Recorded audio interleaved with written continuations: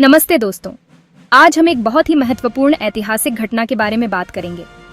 आज हम 1857 की क्रांति के बारे में बात करेंगे। क्यों ये क्रांति हुई, इसके पीछे क्या कारण थे।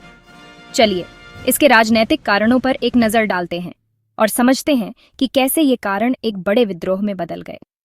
सबसे पहले तो ईस्ट इंडिया कंपनी की बात करते हैं। इस कंपनी ने भारत में अपने पैर जमाने के बाद कई नीतियां लागू की।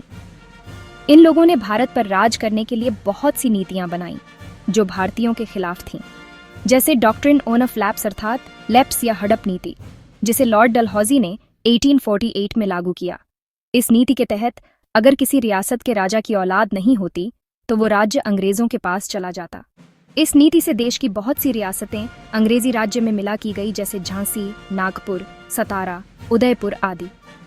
इसका मतलब था कि अगर किसी रियासत के राजा की औलाद नहीं होती तो वो राज्य अंग्रेजों के पास चला जाता। इससे भारतीय राजाओं में असंतोष फैल गया।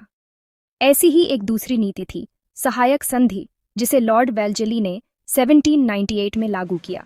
इसमें शामिल होने वाले देशी राज्यों को अपने राज्य में एक अंग्रेज प्रतिनिधि और अंग्रेजी सेना रखनी पड़ती थी।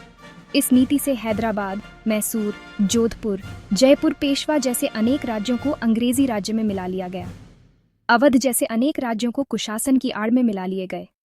हालांकि अवध ने 1801 में सहायक संधि भी स्वीकार की थी, परंतु 1856 में इसे कुशासन की आड़ में अंग्रेजी राज्य में मिला लिया गया। कुछ राजाओं की पेंशन बंद कर दी। मुगल बहादुर शाह जफर को भी अंतिम राजा मानकर उसके परिवार को लाल किला खाली करने का आदेश जारी कर दिया था। इससे तो हमारे राजाओं को बहुत गुस्सा आया।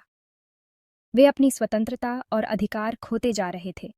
इन राज्यों में काम करने वाले कर्मचारियों की रोटी रोजी छीन गई। इससे बेरोजगारी और गरीबी खूब बढ़ गई। लोग अपने परिवार का पेट पालने के लिए संघर्ष कर रहे थे।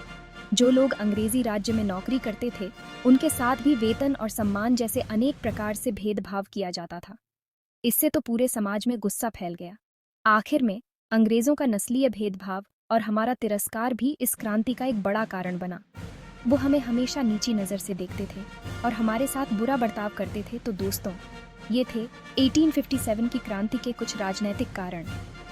इस क्रांति ने हमारे देश की आज़ादी की लड़ाई को एक नई दिशा दी। ये विद्रोह भारतीय स्वतंत्रता संग्राम का पहला बड़ा कदम था। इसी कारण से वीर सावरकर ने इसे प्रथम स्वतंत्रता संग्राम कहा। अगर आपको ये वीडियो पसंद आया हो तो लाइक और शेयर ज़रूर करें। आपके समर्थन से हमें और भी प्रेरणा मिलती है। और हाँ, चैनल को सब्सक्राइब करना भी न भूलें। धन्यवाद। अगले वीडियो में फिर मिलेंगे।